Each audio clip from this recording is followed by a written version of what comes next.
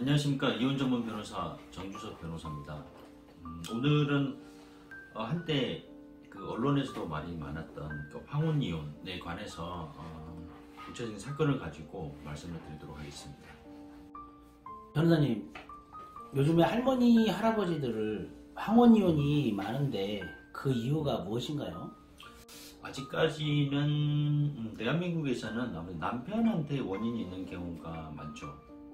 연세 드신 분들은 일부지만 남편이 아내에게 경제권을 주지 않고, 그러니까 남편이 스스로 경제권을 쥐고 또 아내를 무시하는 경향이 많이 있습니다. 그러다 보니까 아내는 많이 참죠. 특히 자식을 위해서 참고 친정을 위해서 참고, 그러니까 오랫동안 참다가 이제 시간이 몇십 년이 흘러서 자녀들도 다 출가를 하고 남편도 이제 정년에 이르게 되거든요.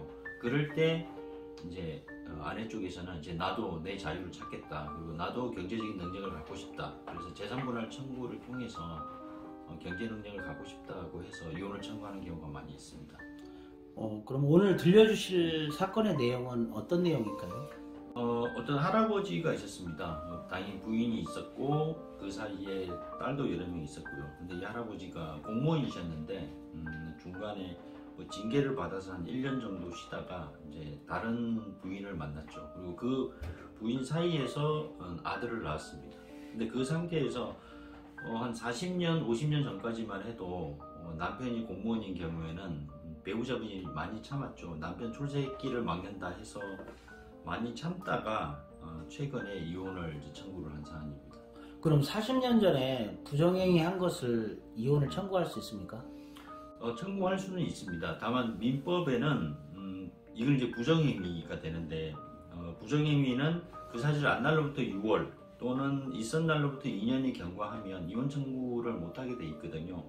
근데 이 대법원은 이 규정을 어떻게 해석을 하느냐 하면, 부정행위가 계속되면 그 부정행위가 끝날 때까지는 이 6월이나 아니면 2년의 기간이 진행이 안 된다, 그렇게 해석을 하고 있습니다. 그래서 이 사건 같은 경우는 40년, 50년이 지났다 하더라도 부정행위가 계속되고 있었기 때문에 이혼 청구가 가능한 사안이었습니다.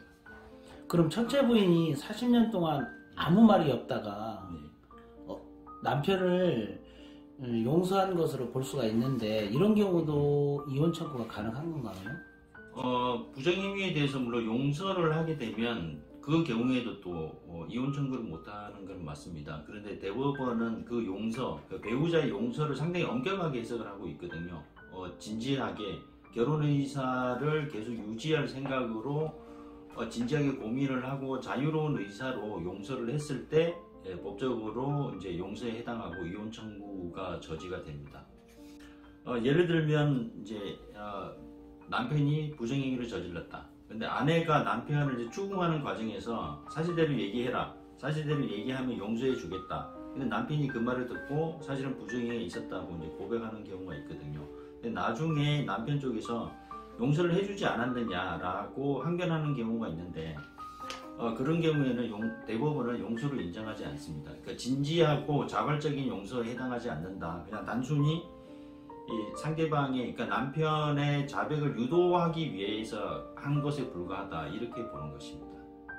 할아버지, 할머니, 자녀들이 이혼을 반대할 수도 있었을 것 같은데. 자녀들도 사실은 좀 나뉘죠. 보통은 아들은 아버지 편을 많이 듭니다. 왜냐면 아들, 나 나중에 결혼해야 되는데 아버지, 어머니 지금 연세가 몇인데 이제 와서 새삼스럽게 왜 이혼을 하려고 하느냐, 그렇게 해서 반대하는 경우가 있고요.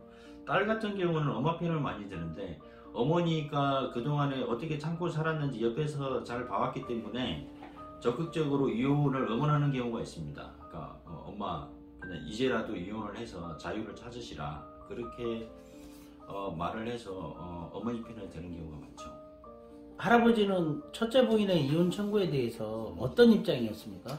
할아버지도 많이 황당하다, 이런 입장이셨죠. 한 40년 이상 아무 말 없이 있다가 갑자기 부인이 그 부정행위를 이유로 이혼 청구를 하니까 왜 이제 와서 그러느냐 해서 상당히 많이 설득을 했습니다. 그런데 이 할머니는 그때 마음을 돌리진 않았습니다. 할아버지, 할머니는 결국 이혼을 하였나요? 네, 이혼을 했습니다. 이 할아버지는 뭐 1년 아니면 2년 정도 있다가 이제 둘이 손잡고 그 실버타운이라고 그러죠. 실버타운에 들어갈 계획까지 있었거든요.